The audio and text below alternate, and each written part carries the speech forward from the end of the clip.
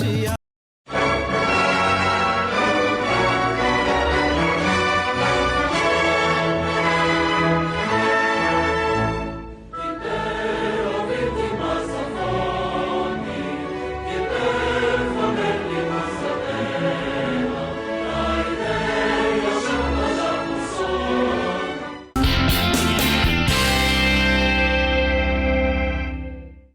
Boa tarde! Como vocês perceberam, hoje será um programa especial.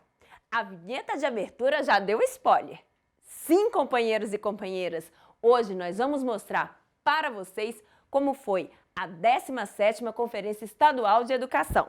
Sejam todos e todas muito bem-vindos a mais este espetáculo da educação sergipana que só um sindicato, como o Sintese, poderia promover. Fique com a gente! Está no ar TV Sintese.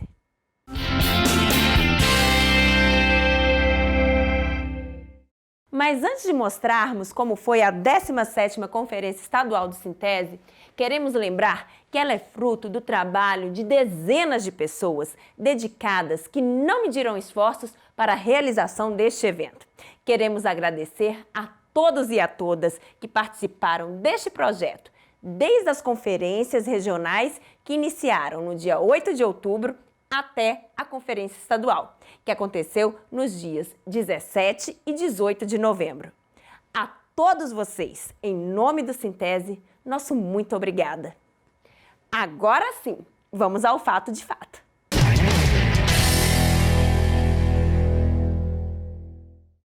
A 17ª Conferência do Sintese começou na manhã do dia 17, com uma análise de conjuntura. Estiveram presentes o jornalista e fundador do site Operamundi, Breno Altman, e o professor aposentado da Rede Estadual de Ensino e ex-presidente da CUT Sergipe, Rubens Marques. A nossa repórter, Carol Rejane, esteve lá e vai mostrar tudo o que aconteceu para vocês. Breno, a gente está vivendo um novo cenário desde o dia 30 de outubro, apesar de Bolsonaro ainda ser presidente da República. Então, conta para os nossos telespectadores o que representa para o Brasil a vitória de Luiz Inácio Lula da Silva. Eu acho que representa fundamentalmente uma interrupção do processo que se iniciou com a derrubada da presidenta Dilma Rousseff em 2016.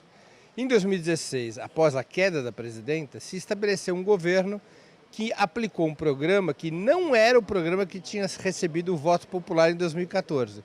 Um programa marcado pelas chamadas reformas liberais. Privatizações, reforma trabalhista, reforma previdenciária, teto de gastos. Uma política muito favorável ao capital, ao tal mercado, e muito desfavorável à classe trabalhadora. Esse processo também manchou a democracia brasileira, com a Operação Lava Jato, com a perseguição judicial contra o presidente Lula.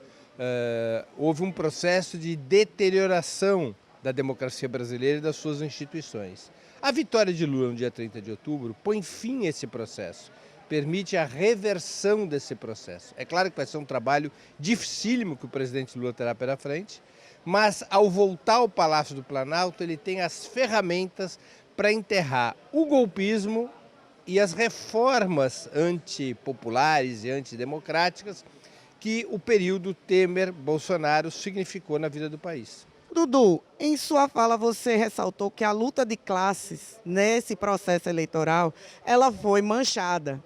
Explica para nós como foi que aconteceu, como foi que isso aconteceu, como foi que aconteceu essa mancha na luta de classes.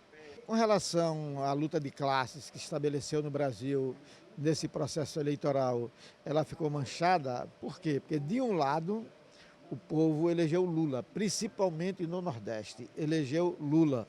Mas, por outro lado, elegeu governadores inimigos do povo, de direitas, neoliberais e, principalmente, o Congresso Nacional. Então, aí é uma dicotomia. O povo elege Lula, mas também elegeu parte importante dos deputados e senadores que farão oposição a Lula. E mais do que fazer oposição ao governo Lula, fazer oposição às pautas necessárias da classe trabalhadora.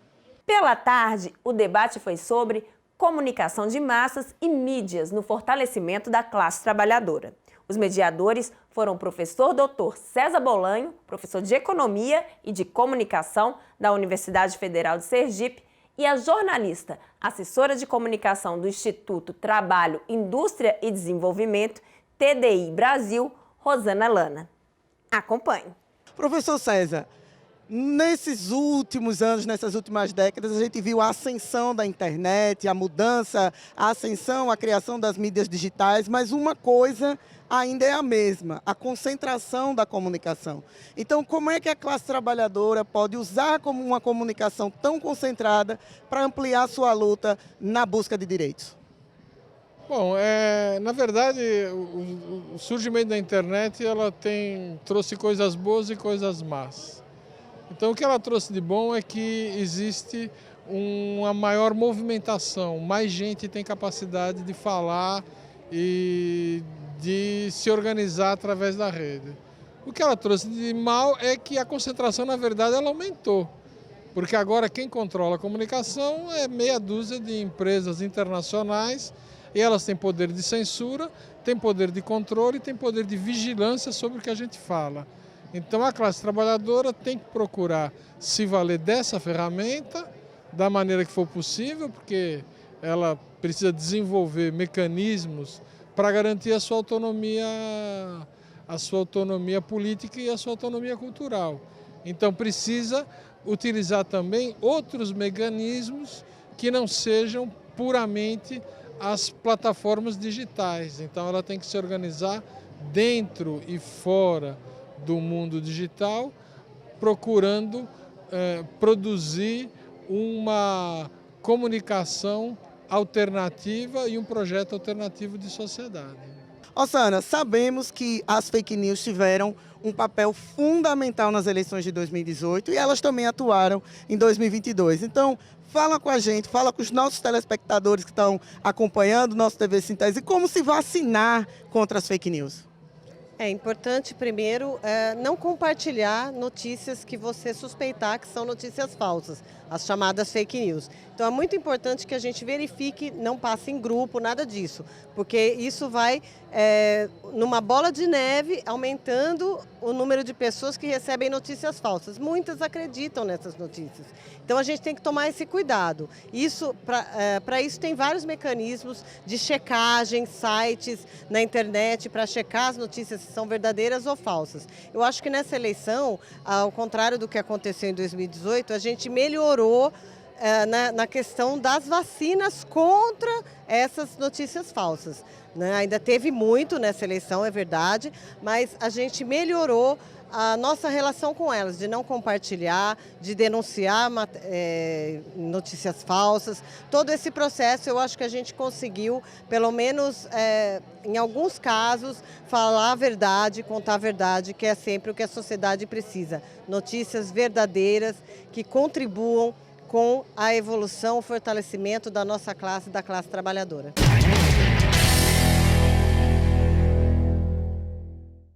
A conferência continuou no dia 18 de novembro, sexta-feira. Pela manhã, o tema foi Educação não é mercadoria.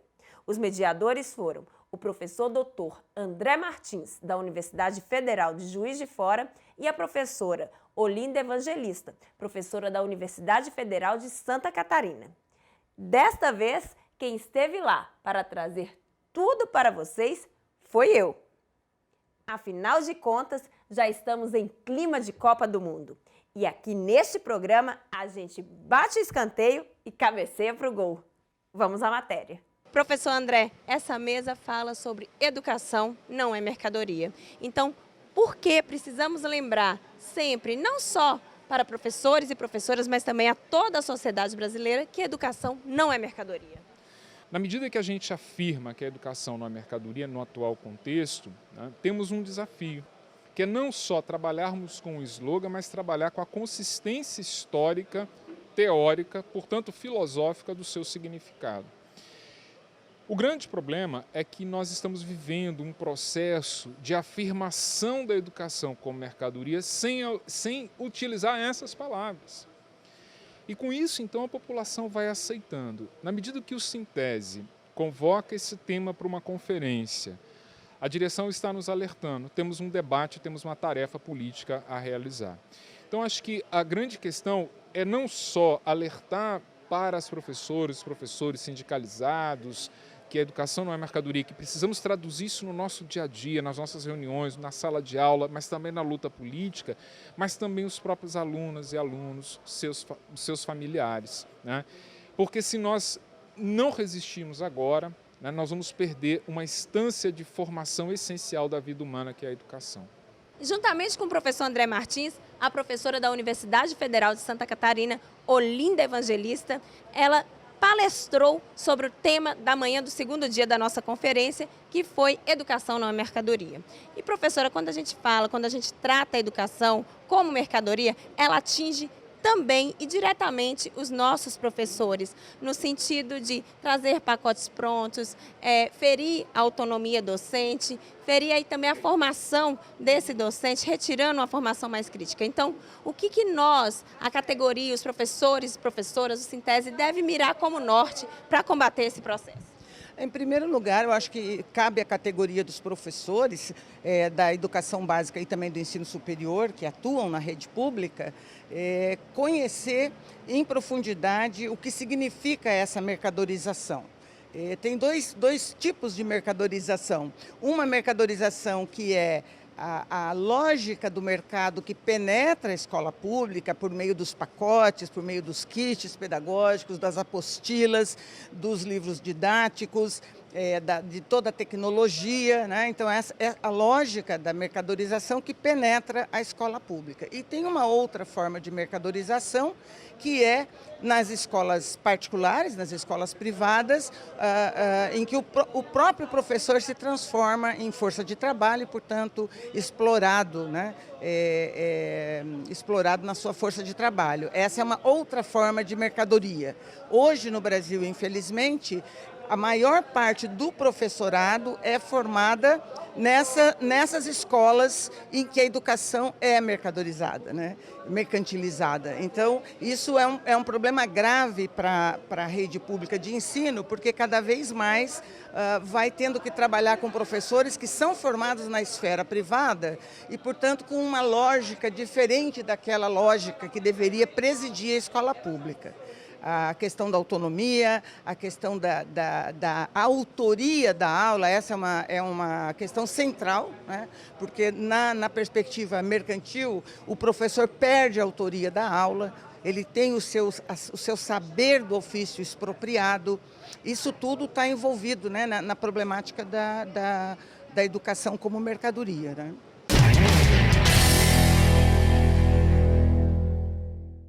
Na tarde de sexta-feira, também aconteceu o encontro de educadores e educadoras negros, negras e indígenas, com o tema Interculturalidade e os desafios para a escola, professores e professoras. O encontro discutiu com a professora Rosilene Tuchá, professora mestra da Universidade Federal do Amapá, juntamente com a professora mestra Patrícia Pereira, assessora de Educação em Direitos Humanos e Relações Étnico-Raciais na Secretaria Municipal de Educação de Porto Alegre, a educação escolar intercultural. Vamos acompanhar. Professora, infelizmente, a gente ainda vive um cenário de perseguição e preconceito contra os povos indígenas. Então, fala pra gente como a educação, como a escola, a sala de aula pode reverter essa corrente, quebrar essa corrente tão dura e tão triste da nossa história. Olha, a escola ela tem um potencial muito grande, um potencial político de mudança, né? Eu acho que o grande desafio que a gente tem hoje é fazer com que a sociedade brasileira conheça quem são os povos indígenas da contemporaneidade. E como é que se faz isso, né? Fazendo um trabalho de decolonialidade, né? É preciso mudar a cultura da escola. As escolas precisam ser mudadas culturalmente, né? A partir do momento que você muda a cultura da escola, muda a metodologia da escola, a gente consegue também mover montanhas e construir novos paradigmas, mas podemos dizer assim que abrace melhor a causa de quem são os povos indígenas hoje no Brasil. Existe uma diversidade muito grande e, infelizmente, há um desconhecimento também muito grande.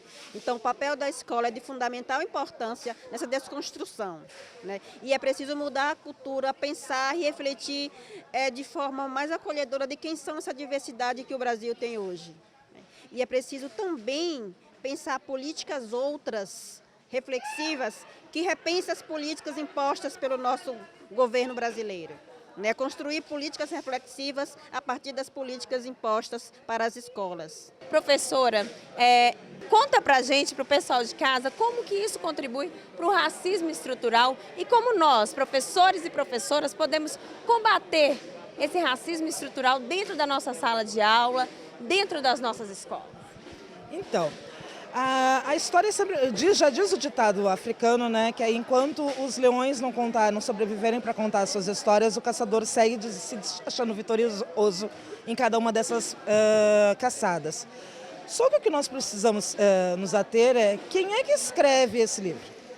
Quem é que bota esse livro para ser comprado? São os governos, né? A maior parte dos nossos materiais são comprados por pessoas negras, usados por pessoas negras, mas comprados pelos governos que são de um pensamento colonializado, né, ainda pensado a partir de uma visão eurocêntrica de sociedade. Se nós não podemos nos desfazer deste material, nós precisamos pensar que precisamos fazer pressão de um lado para que os governos adquiram materiais que tragam uma nova narrativa, uma narrativa mais realista, né? Que houveram lutas de ambos os lados, forças de ambos os lados, vitórias e perdas de ambos os lados, que as coisas não são tão pacíficas como elas são colocadas na história, né? Não se esperou uma princesa acordar um belo dia e resolveu que ela ia libertar todo mundo, até porque só tinha 5% da população naquele período escravizada, mas que houveram lutas anteriores, houveram protagonismos anteriores e que nós precisamos trazer esses protagonistas para o foco do nosso processo educativo.